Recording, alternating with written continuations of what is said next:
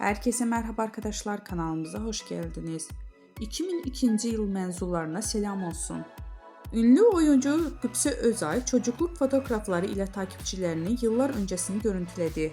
Meslektaşı Barış Arduç ile evli olan 2022 yılında kızı Jan Asyan'ı dünyaya getiren oyuncu Qübsə Özay okul fotoğrafını sosyal medya hesabından takipçileriyle paylaştı. Özay fotoğrafın altına şu not düştü. Hey gibi küçük Qübsə 2002 mezunları grubunu açıb, biz 4 gündür ortaokul ve lise fotoğraflarıyla nostaljiye boğan dostlara selam olsun. Kimisi annesiyle kulislerde tanıştı, kimi ise set aralarında babasını bekledi.